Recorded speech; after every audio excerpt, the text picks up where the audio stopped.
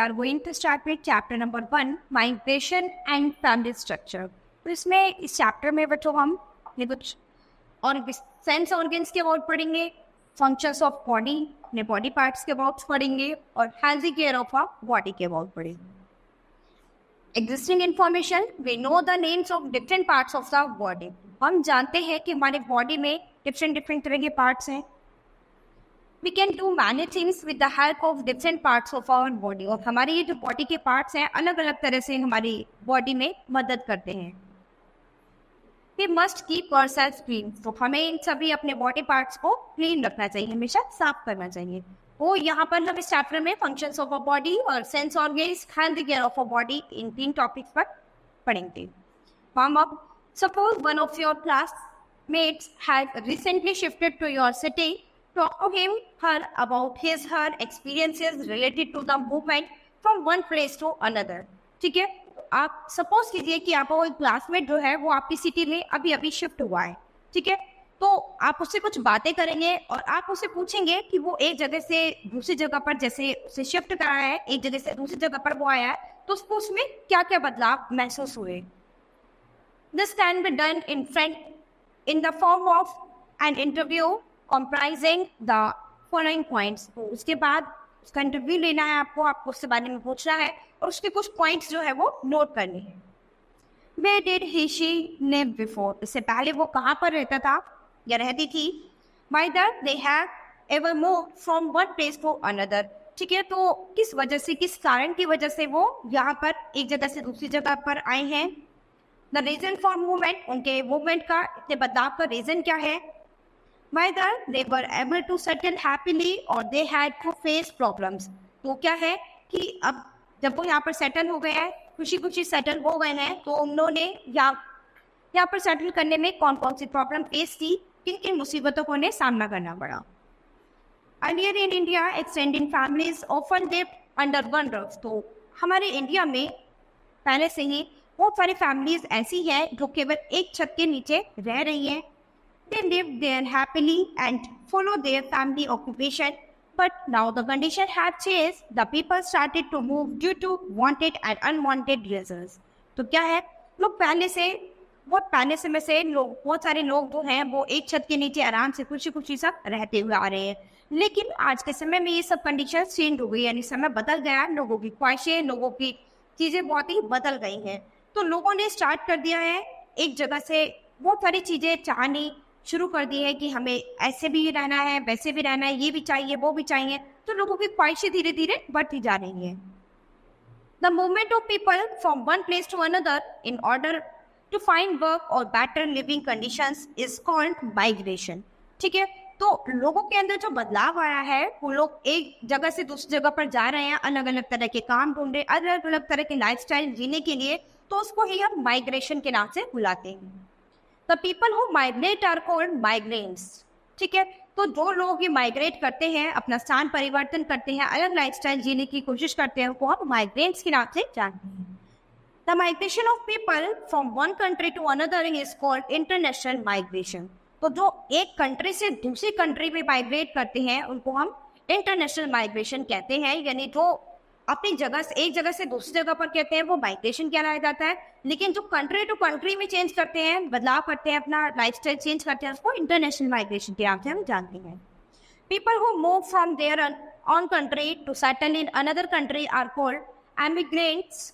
These immigrants are called immigrants in the country where they move, or people who come to live permanently in a foreign country are called immigrants. ठीक है, तो वो लोग जो permanently foreign country में वहीं पर रहने लग जाते हैं उनको हम किस नाम से जानते हैं, इमिग्रेंट्स के नाम से जानते हैं. बाय टू फैमिलीज मीन्स, तो हमारी जो फैमिलीज है वो मूव क्यों करती है, क्यों एक जगह से दूसरी जगह पर जाती है. Families move due to many reasons like better work opportunities and job, education, transferable jobs, natural disasters, demolitions, or even due to the government acquiring land. Some of them are given. ठीक है, तो हमारी families जो है वो बहुत सारे reasons की वजह से एक जगह से दूसरी जगह पर जाती हैं. बेटर वर्क अपॉर्चुनिटीज यानी जॉब्स के लिए भी जाती हैं, एजुकेशन के लिए भी, किसी की जॉब ट्रांसफर हो गई हो उसके लिए भी जाती हैं, नेचुरल डिजास्टर, कोई लड़ाई झगड़े की वजह से भी, और बहुत सारे गवर्नमेंट अगर किसी को लैंड प्रोवाइड कर रही है तो उस वजह से भी एक जगह से दूसरी जगह पर जाती हैं। तो इसमें कुछ चीज़ों के अबाउट कुछ रीजंस हैं, इनके अबाउट डिटेल्स में बताया गया है। ट्रांसफरेबल जॉब्स, यानी अगर किसी की जॉब ट्रांसफर हो जाती है तो उस रीजंस में लोग बाहर चले जाते हैं। Some jobs require frequent shifting from one place to another, such jobs are called transferable jobs. कुछ जॉब्स ऐसी होती है तो समय समय पर अपनी जगह चेंज कर देती हैं, ठीक है, तो उन्हीं को हम क्या है, ट्रांसफरेबल जॉब्स के नाम से जानते हैं। For instance, Risho's father works with Government of India. He has a transferable job which makes him to travel in different parts of India. Her mother is in a central school as a teacher who also needs to travel to places for her promotions. Risho and her younger brother travel with their mother because they study in central schools. Risho is now in class 5th and this is the third school she has been to, but she doesn't find it because she loves going to new places and meeting new people. तो अब ये जो बच्चा जो था ये अपनी mother के साथ सेंटर स्कूल में जाता था और ये क्लास 5th का बच्चा है और इसने 3 बार अपना स्कूल चेंज कर लिया है, लेकिन इसको इसमें कोई परेशानी नहीं हुई बच्चे को, क्योंकि इसको अलग अलग जगह पर जाना बहुत ही पसंद है, अलग अलग लोगों से मिलना, अलग अलग बच्चों से मीटिंग करना, नए नए दोस्त बनाना इस बच्चे को बहुत पसंद है। She keeps in touch with her old friends through letters and internet, और वो अपने पुराने फ्रेंड्स दोस्तों के टच में भी रहता है, किसके थ्रू, पत्र और इंटरनेट के थ्रू वो अपने पुराने दोस्तों के टच में भी हमेशा रहता है। Check out, imagine that your father is in transferable jobs, तो आप इमेजिन करें कि आपके फादर की जो जॉब है वो ट्रांसफर हो गई है। The summer vacation has just ended and even as you are excited about meeting your school friends again, your sister informs you that you will be moving to another city and you would not be going back to school. ठीक है, तो अब summer vacations खत्म हो गई हैं और अब आपको बहुत ही एक्साइटेड हो रही है, एक्साइटमेंट हो रही है कि आप अपने स्कूल में फ्रेंड से उनसे दोबारा जाकर मिलोगे, लेकिन आपकी फ्रेंड आपको बताती है कि अब आप लोग ये सिटी छोड़ने वाले हैं, आप यहाँ से जाने वाले हैं, तो अब ये आपको स्कूल भी यहाँ से छोड़ना पड़ेगा। How would you feel? तो आपको कैसा लगेगा उस समय पर? How will you say bye to your friends? आप अपने फ्रेंड्स को किस तरह से कैसे बाय बोलेंगे, कैसे उनके साथ ट्रीट करेंगे? What are some of the difficulties you think you will face in a new city? जब आप एक न्यू सिटी में जाएंगे तो वहाँ पर आपको किन किन प्रॉब्लम्स को फेस करना पड़ेगा, कौन कौन सी मुसीबतें आपको फेस करनी पड़ेंगी। नेक्स्ट टॉपिक है आपका displacement of communities. Sometimes people are forced to migrate and shifted to other places. This is called displacement. ठीक है, तो जब लोग माइग्रेट करते हैं एक जगह से दूसरी जगह पर शिफ्ट होते हैं, दूसरे स्थान पर जाकर रहते हैं, तो उसको डिस्प्लेसमेंट कहते हैं, यानी स्थानांतरण, यानी एक जगह से दूसरी जगह पर आपने शिफ्ट कर दिया। For instance, Solo's family used to live in a village on the banks of a major Indian river. They collected wood from the forest close by and grew kale and vegetables like potato and yam. When the government announced the building of a dam on the river, Solu and his neighbors were asked to move. ठीक है, तो जब government ने announce कर दिया कि ये buildings, ये जगह यहाँ से खाली कर दी जाए, तो जो नदी के किनारे बिल्डिंग्स छोटे मोटे घर बनाकर ये लोग रह रहे थे, तो सोनू और उसके जो पड़ोसी जो थे उन्होंने वहां से वो जगह छोड़ दी। They were told that the rising of the river waters as a result of the dam would flood their village. They were offered a place at a higher level around 15 kilometers south of their home. उसके बाद जो उन्हें एक दूसरी जगह offer की गई, जो उनकी जगह से 15 किलोमीटर दूर साउथ उनके घर के पास थी, फिर वहां पर वो लोग रहने लगे। This place was far from the river. अब ये जो जगह थी जहाँ पर इन लोगों को रहने के लिए कहा गया, ये नदी से काफी दूर पर थी, and also from the forest on which Sonu's family dependent for wood. लेकिन सोनू की जो फैमिली जो थी वो पूरी तरह से वहां पर जो जंगल में जो लकड़ियां थी उन पर पूरी तरह से डिपेंड थी, वो उनके बिना नहीं रह सकती थी। The soil there was not as fertile as the land near the river.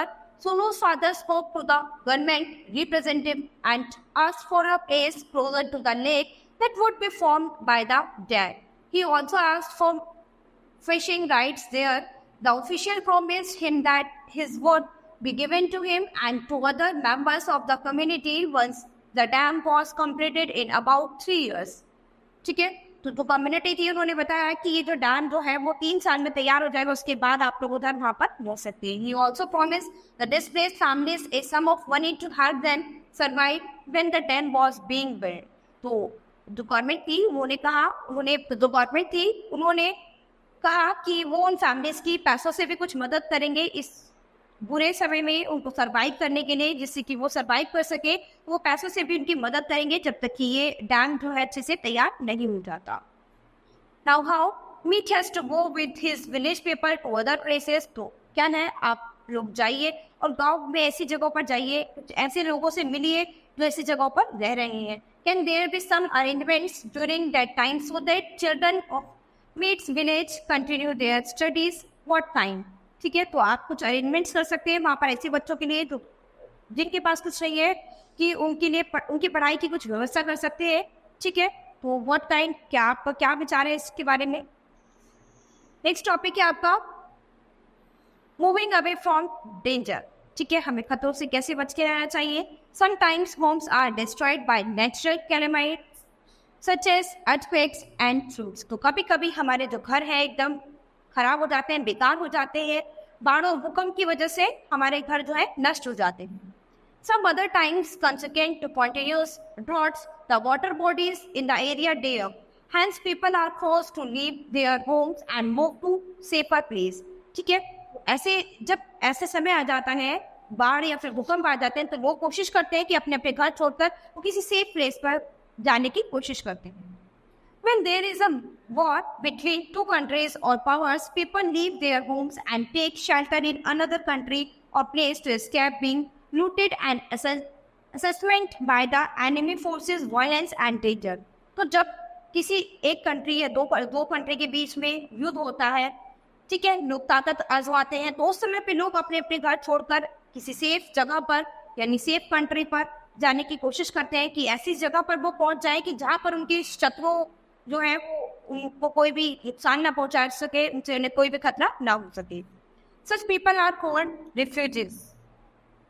This shifting is mostly temporary. तो ये जो शिफ्टिंग होती है टेम्परेरी होती है, यानी वो बाद में अपनी जगह पर वापस आ जाते हैं. तो कुछ समय के लिए जब उन्हें अपने दुश्मनों से खतरा रहता है, उन्हें डेंजर लगता है, कुछ समय के लिए वो अपनी जगह से दूसरी जगह पर शिफ्ट हो जाते हैं. During such times, the people move away in large numbers and return to their homes after the situation becomes normal or when there exists no danger to their need. तो कुछ समय बाद जब लोगों को दिखता है कि वहाँ पर वो सिचुएशन सही हो गई है और वहाँ से उनके दुश्मन वगैरह जो है वो चले गए हैं, तो वो वापस अपनी जगह पर आ जाते हैं जहाँ पर वो रह रहे होते हैं. और क्या है, जब उन्हें लगता है कि खतरा एकदम खत्म हो गया है, जहाँ पर वो रह रहे थे वो वहाँ पर सेफ है, तो उसके बाद वो वापस उसी जगह पर आ जाते हैं. Impacts of moving from one place to another can have both positive and negative impacts. ठीक है, तो क्या क्या इम्पैक्ट होते हैं जब आप एक जगह से दूसरी जगह पर जाते हैं, तो आपको क्या क्या इम्पैक्ट चेंजेस नजर आते हैं. तो जब आप एक जगह से दूसरी जगह पर जाते हैं तो कुछ आपको पॉजिटिव इम्पैक्ट दिखाई देगा, कुछ नेगेटिव, यानी कुछ चीजें आपके लिए अच्छी भी होती है और कुछ चीजें बुरी भी होती है. तो हमेशा दोनों चीजें आपको नहीं मिल सकती, कुछ चीजें अच्छी भी होती हैं तो कुछ चीजें बुरी भी होती हैं.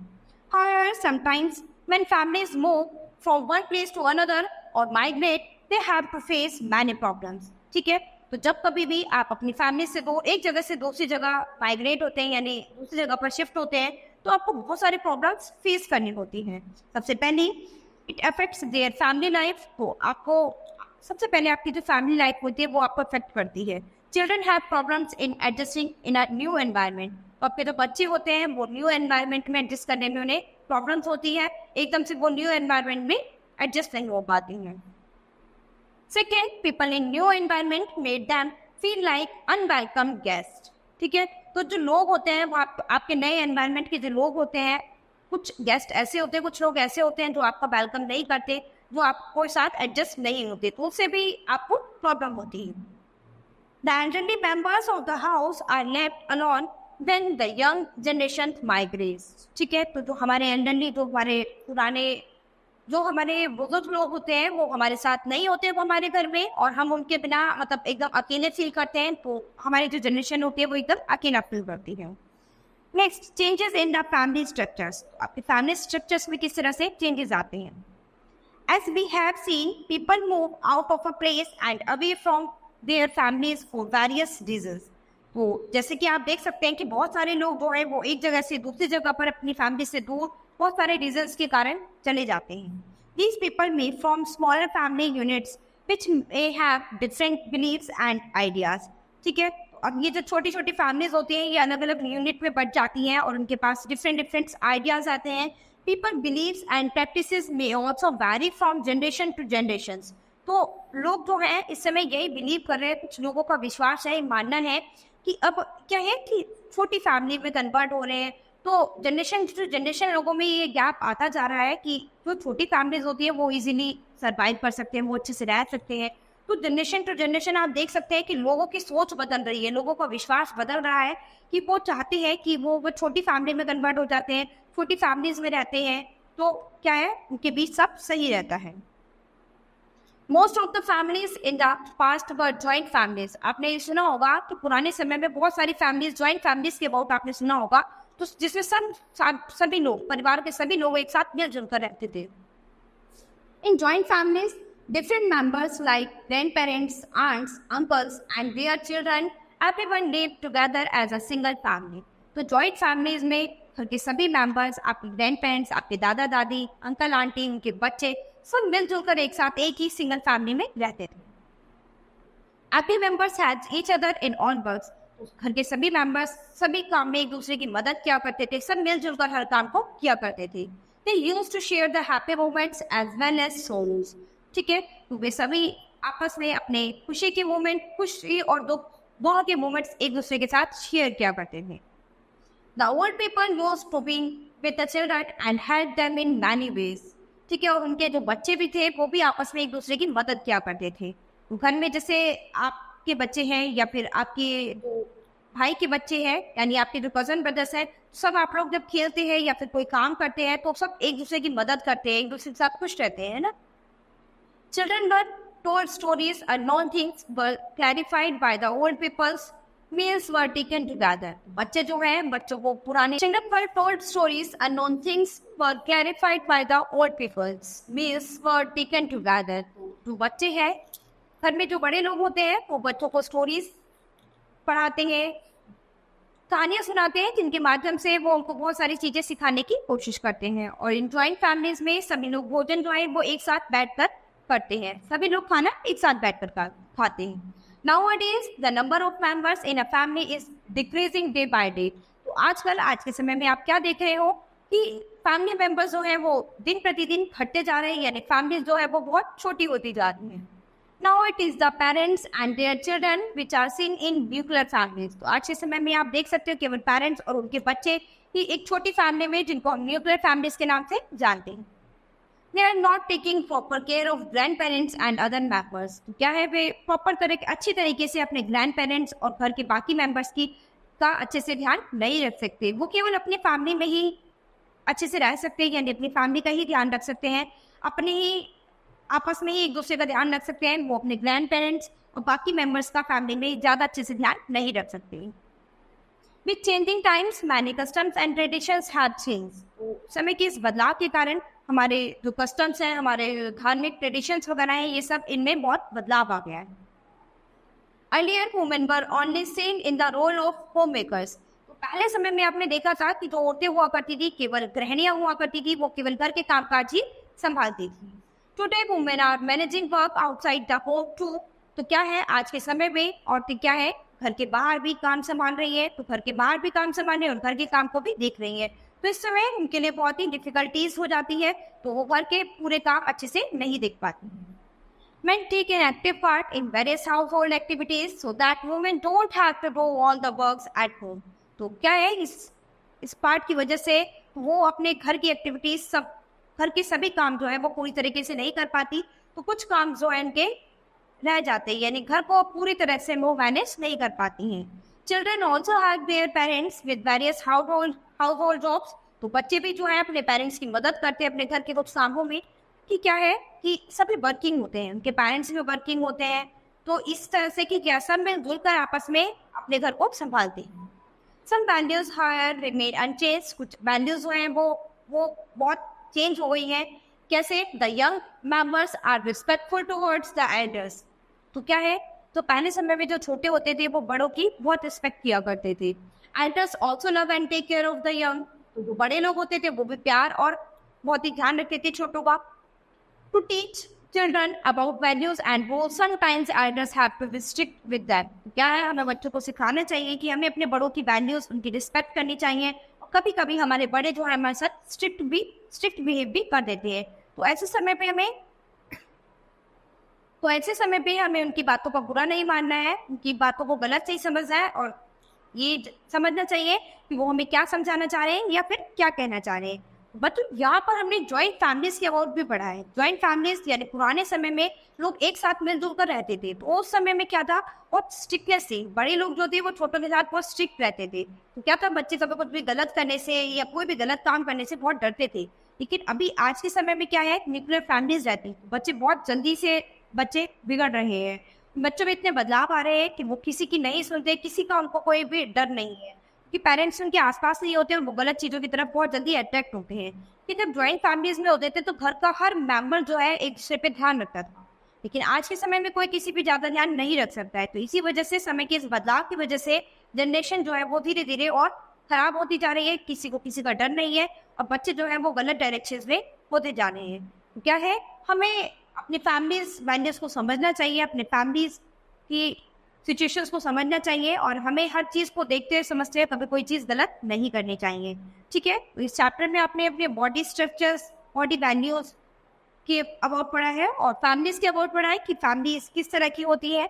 So student, this chapter has finished. We'll start with the next chapter in the next class. Thank you.